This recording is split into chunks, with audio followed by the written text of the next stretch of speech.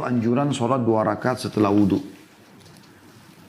Hadis nomor 226, dan di situ ada angka 1, atau hadis pertama dalam pasal kita dengan sanad sahih dari Abu Hurairah radhiyallahu anhu bahwa Rasulullah SAW bersabda kepada Bilal, "Ya Bilal, hadithni bi arja amalin amiltahu fil Islam, fa inni sami'tu daffana 'alaika baina yadayya fil jannah."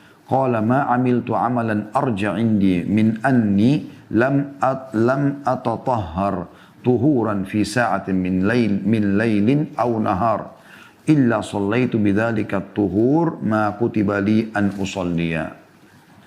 Kata Nabi SAW, wahai Bilal, katakan kepadaku atau ceritakan kepadaku tentang amalan yang paling diharapkan pahalanya yang kamu lakukan dalam Islam. Artinya kau harap itu khusus akan ada pahala yang besar kau dapatkan darinya. Karena aku mendengar suara kedua sandalmu di depanku di surga. Ya. Seakan-akan kau masih di sini tapi sudah ada sandalmu didengar di surga. Bilal menjawab, aku tidak melakukan amal yang paling bisa diharapkan pahalanya menurutku daripada amal solat yang mana tidaklah aku benar-benar bersuci pada suatu waktu dari malam ataupun siang hari, melainkan pasti aku solat bersama dengan amal bersuci itu selama ditakdirkan bagiku untuk bisa solat. Diriwayatkan oleh Bukhari dan Muslim. Hadis ini teman-teman sekalian ya, memberikan pelajaran kepada kita. Yang pertama, keutamaan sahabat Nabi yang mulia Bilal radhiyallahu anhu, di mana beliau didengarkan terumpah sendalnya di surga oleh Nabi SAW sementara dia masih di dunia. Dan Allah Subhanahu Wa Taala menyuruh Nabi Muhammad SAW bertanya kepada Bilal, beritahukan kepadaku amal apa yang kau kerjakan yang paling kau harapkan pahala di sisi Allah. Bisa juga bermakna tidak semua orang kerjakan. Maka dia pun berkata, aku tidak pernah ya Rasulullah bersuci atau berwudu, ini masuk dalam bab wudu, baik di malam hari atau siang hari, kecuali itu aku selalu ikutkan, kecuali aku selalu ikutkan dengan sholat 2 rakaat. Ya. Aku selalu ikutkan dengan sholat. Ya. Setelah wudu itu, selama Allah masih memudahkan aku untuk sholat. Jadi ini hadis memberikan pertama keutamaan Bilal radhiyallahu anhu. Ya, bagaimana tadinya seorang budak hamba sahaya di Mekah tidak punya nilai, tapi setelah Islam, nah di Mekah tidak ada nilainya budak, diperjualbelikan, dihukum, disiksa, dibunuh, terserah dia. Terserah majikannya. Tapi setelah Islam Allah muliakan dia. Sebagaimana Umar bin Khattab berkata radhiyallahu anhu, Bilal adalah tuan kami. Yang dibebaskan oleh tuan kami Abu Bakar. Karena yang bebaskan Bilal adalah Abu Bakar. Ya, radhiyallahu anhum ajma'in. Kemudian yang kedua teman-teman tentang adanya perintah untuk mengerjakan sholat 2 rakaat yang dikenal dengan sunnah wudu. Itu dikerjakan oleh Bilal radhiyallahu anhu, di mana Nabi SAW di sini ya, mengiyakan atau tidak melarang tentang sholat tersebut. Ya. Bahkan bertanya dan akhirnya menjadi sebuah hukum. Karena beliau menyetujuinya, dikenal dengan takrir atau takririyah ya. Jadi Nabi SAW kalau setuju sesuatu maka Nabi ya, menanyakan dan kemudian tidak melarangnya. Seperti itulah. Juga teman-teman sekalian, ada anjuran yang ketiga pelajarannya agar selalu berwudu baik di malam ataupun siang hari. Sebagaimana sudah kita jelaskan dari awal-awal bahasan kita. Tetapi yang perlu kita titik beratkan adalah sholat sunnah wudunya. Sholat sunnah wudu ini diniatkan dalam hati untuk mengerjakan karena habis bersuci wudu, kemudian sholat saja. 2 rakaat seperti sholat sunnah umumnya.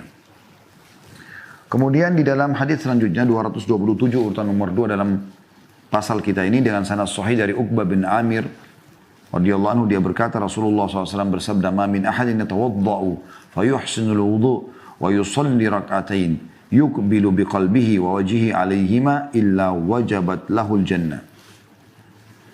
Tidaklah seseorang berwudu lalu dia membaguskan wudunya, lalu dia sholat 2 rakaat. Dia menghadap dengan hati dan wajahnya pada 2 rakaat itu, maksudnya kepada Allah, melainkan wajib untuknya surga. Hadis riwayat Muslim, Abu Dawud, An-Nasai, Ibnu Majah, Ibnu Khuzaimah dalam sahihnya, gitu kan. Semua disebutkan dalam hadis ini. Mirip juga dengan hadis setelahnya ya. Tetapi beda keutamaan. Tapi kita akan bahas dulu hadis nomor 227. Hadis ini memberikan gambaran kepada kita tentang anjuran sholat setelah wudu. Tapi dia lebih global. Sifatnya adalah bisa sholat sunnah dan bisa juga sholat wajib. Jadi bisa saja Anda kalau selesai wudu, ya, Anda langsung sholat misalnya wajib. Yang penting kan Anda sholat di situ. Bisa masuk maknanya ini. Atau maknanya sebagaimana hadis yang pertama tadi, memang dia khususkan, sebagaimana Bilal khususkan radhiyallahu anhu, setiap habis wudu sholat 2 rakaat. Makanya dikenal dengan sholat sunnah wudu. Dan ini tentu pendapat yang lebih nyambung ya. Dalam arti kata memang maknanya lebih sejalan dengan lafaz hadis yang ada. Dan di sini sekali lagi Bilal sendiri dijamin masuk surga karena sudah terdengar trompa sandalnya gara-gara sholat ini. Ya, sholat sunnah 2 rakaat setelah wudu. Ini tentu ada hubungannya antara wudu sama sholat tersebut ya. Itu syaratnya, wudu dan sholat 2 rakaat setelahnya. Hadis yang kedua menekankan lagi illa wajabat lahul jannah. Kecuali kalau dia wudu, dia sempurnakan lalu kemudian dia sholat 2 rakaat, kecuali pasti wajib baginya mendapatkan surga. Artinya tidak ada keraguan lagi. Tentu pernah saya jelaskan juga teman-teman, saya ingatkan kembali. Apapun yang dijanjikan oleh Nabi SAW atau dalam syariat kita, yang berhubungan dengan keutamaan seperti ini, tentu tidak berdiri sendiri. Ada hubungannya dengan yang lainnya. Misal, tentu ini akan berlaku bagi orang yang menjaga sholat wajibnya. Yang tidak membatalkan syahadatnya. Gitu kan? Karena percuma saja dia wudu, kemudian dia sholat sunnah, tapi dia nggak sholat wajib. Misal contoh. Jadi harus dihubungkan juga dengan apa yang telah Allah SWT wajibkan kepada para hambanya. Sehingga kalau wajib dia kerjakan dan dia tambahkan dengan ini, maka wajabat lahul jannah.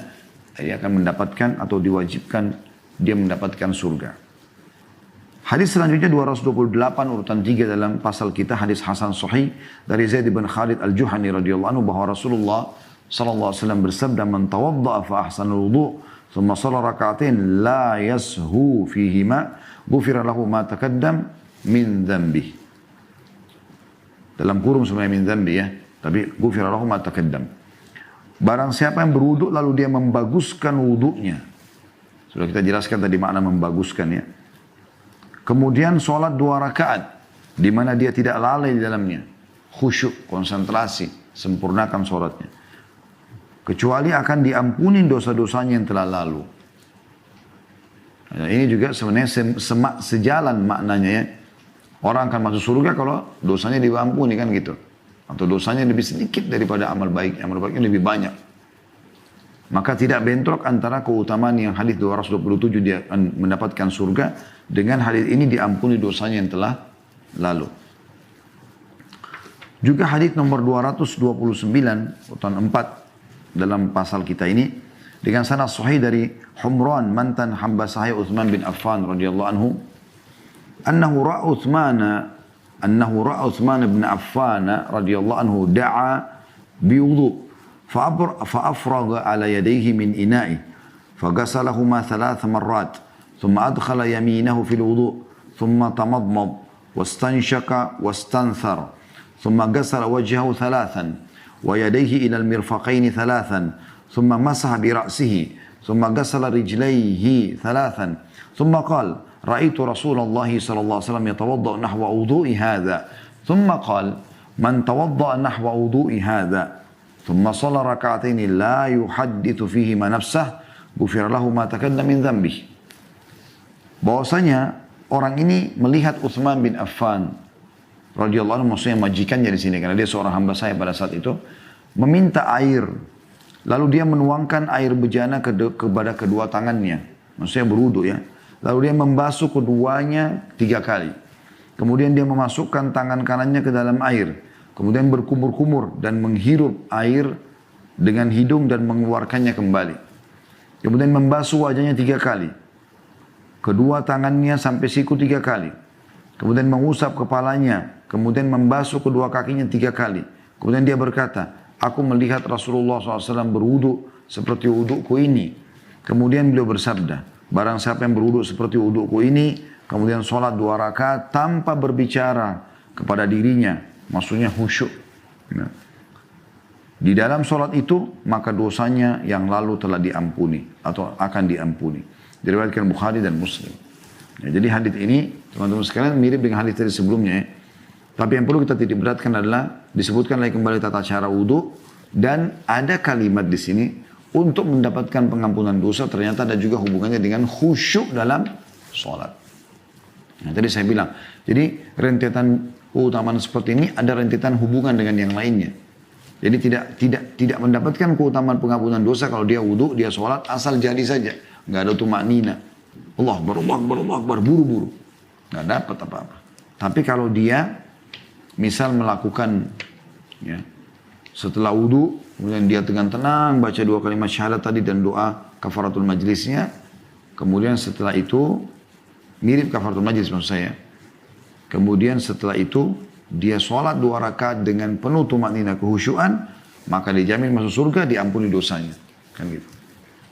Dan hadis terakhir teman-teman sekalian, di dalam pasal kita ini, dan kita tutup kitab Tahara dengan ini alhamdulillah, nomor 230. Urutan 5 dalam pasal kita dengan sanad hasan dari Abu Darda radhiyallahu anhu, dia berkata, aku mendengar Rasulullah SAW bersabda, man tawadda fa ahsanal wudu, thumma qama fa shalla rak'ataini aw arba'an, tanda kutip, yashukkus sahal yuhsinu fihinna dzikra wal khusyu' thumma astaghfarallah ghafaralah.